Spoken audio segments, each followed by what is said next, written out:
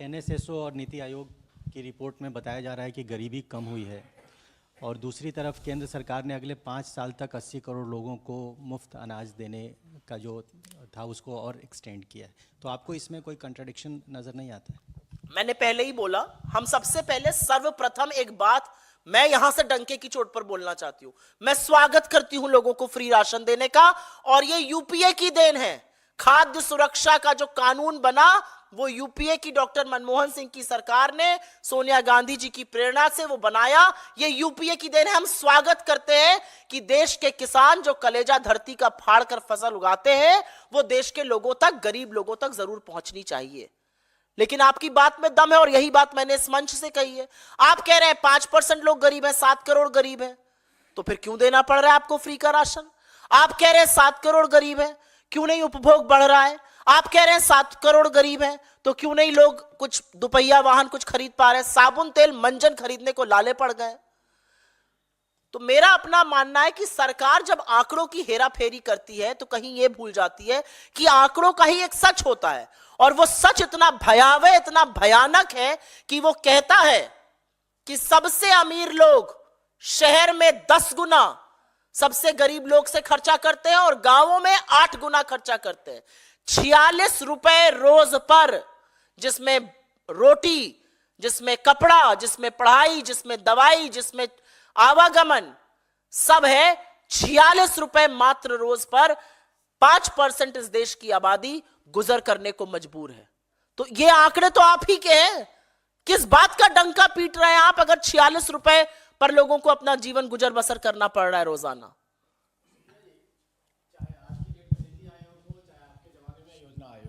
आपको लगता है कि इन संस्थाओं की क्रेडिबिलिटी जो है कहीं ना कहीं हमेशा सवालों के घेरे में रही है? कि 2013 में भी गरीबी को लेकर एक रिपोर्ट आई थी जिस पर बहुत बवाल मचा था। अभी ये रिपोर्ट आई है जिसको लेकर आप लोग सवाल खड़ा करते हो। इस तरह के जो सर्वे करते हैं, चाहे लोग आंकड़े देते हैं, ये कितना विश्वसनीय माना जाए?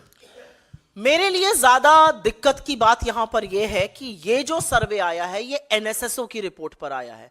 एनएसएसओ की रिपोर्ट पर नीति निर्माण होता है। जो नेशनल सैंपल सर्वे ऑफिस है उसकी रिपोर्ट पर नीति निर्माण होता है। अगर एनएसएसओ कहता है कि 5% लोग ही गरीब हैं, तो सरकार के जो सार्वजनिक सुरक्षा के जो वेलफेयर स्कीम्स होती हैं वो सारे कार्यक्रम ही बदल जाते हैं। तो मेरे लिए ज्यादा दिक्कत की बात है कि एनएसएसओ के सर्वे का गलत इस्तेमाल करके गलत तरीके से उसको प्रस्तुत किया जा रहा है। और जहां तक क्रेडिबिलिटी की बात है, हमारी सरकार में एक भी आर्थिक आंकड़ा ऐसा नहीं था जिसकी पुष्टि थर्ड पार्टी ने नहीं करी थी। जब हमने कहा कि हमने 27 करोड़ लोगों को गरीबी की सीमा रेखा से निकाला यूपीए के शासनकाल के दौरान, तो इसकी पुष्टि थर्ड पार्टी ने, वर्ल्ड बैंक और आईएमएफ ने की। इनके इन खर्रों की पुष्टि कौन कर रहा है? खुद अपने मुंह मियां मिट्ठू बनकर आपस में मंत्री और नीति आयोग के सीईओ। एक भी जो विश्वसनीय एजेंसीज हैं क्या इन आंकड़ों की पुष्टि कर रही हैं? विश्वसनीय एजेंसीज वाइडनिंग गैप, इस आईएमएफ को कोट करने में थकते नहीं है मोदी जी के मंत्री लोग। वो क्या कहता है आईएमएफ कि आपके यहां जो बढ़ती हुई निरंतर आर्थिक असमानता है, जो गरीबी है, वो दिक्कत की चीज है। तो मेरा अपना मानना है कि आर्थिक आंकड़ों के साथ खिलवाड़ करके, जालसाजी करके, उसके साथ करतब करके आपको हासिल कुछ नहीं होगा। 2 घंटे का टीवी डिबेट पर चरण वंदन हो जाएगा, 2-4 मियां मिट्ठू ताली बजा लेंगे, पीठ ठोक लेंगे, प्रधानमंत्री वही झूठ जाकर इलेक्शन की रैलीज में, टेलीविजन के कार्यक्रमों में रिपीट करेंगे, और जो समझते हैं इन चीजों को वो हंसेंगे आप पर। लेकिन सबसे ज्यादा आप पर वो गरीब हंस रहा है जिसकी जिंदगी आपने बदतर कर दी है। मैंने 3 लोगों की यहां पर बात करी, चाहे वो रमेश बिंद हो, चाहे वो ब्रजेश पाल हो, चाहे वो आगरा का तरुण हो, जिन्होंने आर्थिक तंगी के कारण पिछले 1-1.5 महीने में अपनी जान दे दी। आपके ऊपर हंस नहीं रहे वो लोग जो कि अपनी आत्महत्या कर रहे हैं। आज 1 घंटे में 2 किसान आत्महत्या करता है, रोजाना 40 नौजवान आत्महत्या कर रहे हैं बेरोजगारी के चलते। 2022 में यह सरकार का आंकड़ा है, 7,000 लोगों ने खुदकुशी कर ली। ये लोग आपके ऊपर हंस नहीं रहे। विडंबना है कि ये लोग मजबूर हैं आत्महत्या करने को, और आप चकाचौंध को दिखाने में अपनी पीठ ठोकने से बाज नहीं आ रहे हैं। अगर इस पर कोई और सवाल हो पहले तो वो ले लेंगे, उसके बाद आपके बाकी सवाल। जी।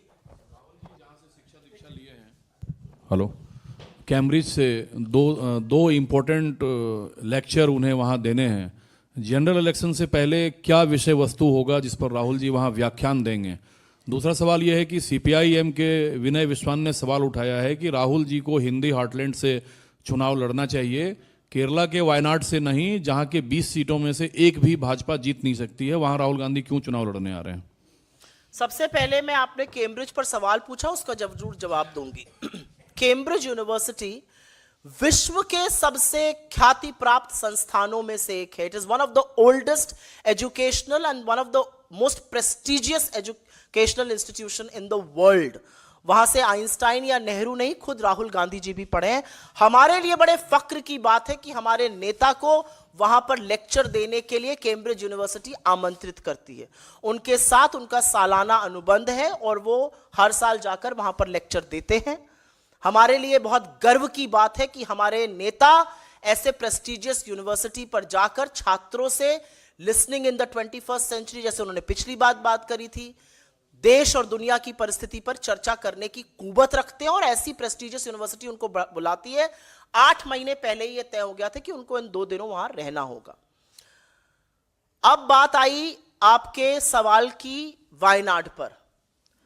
राहुल गांधी जी एक ऐसे शख्स हैं जो विंध्याचल की पर्वतों के दक्षिण और उत्तर कहीं भी चुनाव लड़कर जीत सकते हैं।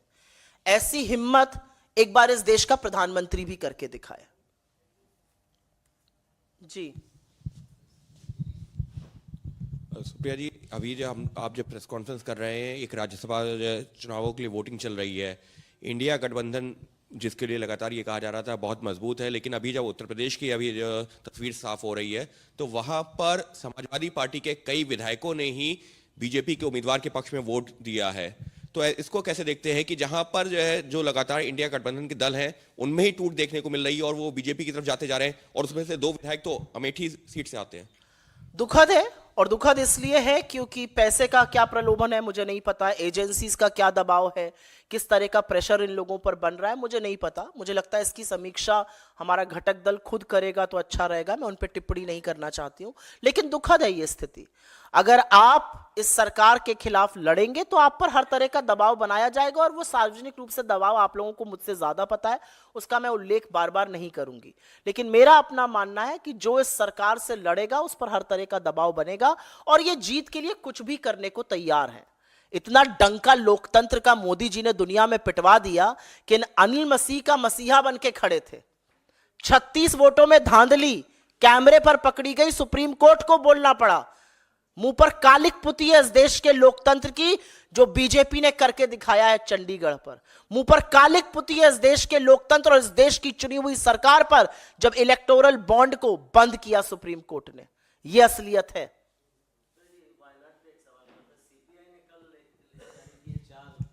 कैंडिडेट्स की उसमें वायनाड भी शामिल है।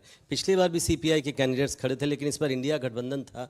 तो क्या आप लोगों के बीच ये सहमति होकर ये सीपीआई ने जारी की है कि आपसे कंसल्ट किया गया? मुझे इस बारे में जानकारी नहीं है, लेकिन मेरा अपना मानना है कि चुनाव लड़ना एक स्वाभाविक प्रक्रिया है। जितना मूल अधिकार चुनाव में वोट देना है उतना मूल अधिकार चुनाव लड़ना है। कोई लड़ना चाहे लड़े, लेकिन राहुल जी की जो लोकप्रियता है उसके चलते कोई वहां से क्यों लड़ना चाहेगा, ये अपने आप में एक सवाल है। will contest from there. Why not? I said what I did.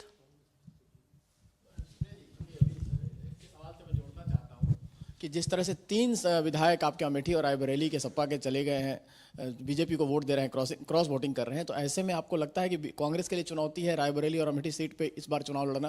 क्योंकि 3 पहले सपा का समर्थन आपको मिलता रहा है अक्सर, इसलिए कह रहा हूँ। बिल्कुल भी चुनौती नहीं है। अभी मैं 8 दिन के बाद भारत जोड़ो न्याय यात्रा से लौटी हूं, जो उत्तर प्रदेश में चंदौली से शुरू हुई, वाराणसी प्रयागराज होते हुए जब हम प्रतापगढ़, रायबरेली और अमेठी, लखनऊ, कानपुर और उसके बाद पश्चिम में मुरादाबाद, संबल, बाकी जगह होते हुए अलीगढ़, आगरा, बुलंदशहर गए, तो वहां पर जो हमने जमीनी हकीकत देखी, जो लोगों के मताधिकार के चुने हुए लोग अगर अपने वोटर के मताधिकार के साथ खिलवाड़ करेंगे तो वोटर उनको जरूर सबक सिखाएगा। वोटर ने मन बना लिया है। जो असीम जन समूह वहां पर उमड़ा, जिस तरह का प्यार और जिस तरह का समर्थन राहुल जी को मिला, जब सपा के राष्ट्रीय अध्यक्ष हमारे साथ आगरा में शामिल हुए तो जिस तरह का अपार जन सैलाब था वो खुद दिखाता है कि कितना लोकप्रिय हमारा गठबंधन है और किस तरह से बीजेपी थर्राई हुई है। चुने हुए प्रतिनिधि अंततोगत्वा अपने वोटर के पास ही जाएंगे और ये वोटर उनको सबक सिखाएगा। कोई और सवाल? बहुत धन्यवाद आपका, लेकिन इस बात को जरूर उजागर करिए। सोच लीजिए वो 46 रुपए जो शायद आप टिप में भी देखते हुए आपको झिझक लगती है, आज की तारीख में अगर कहीं खाना खाने जाओ और टिप में 200-250 रुपए से कम दो तो झिझक होती है। 46 रुपए में एक व्यक्ति रोटी, कपड़ा, पढ़ाई और दवाई सब कुछ पर गुजर बसर करने को मजबूर है। तो जो इंडिया शाइनिंग था वो इंडिया शाइनिंग फिर हो रहा है और इसका वही हाल होगा जो 2004 में हुआ था। बहुत धन्यवाद आपका। न्याय का हक मिलने तक।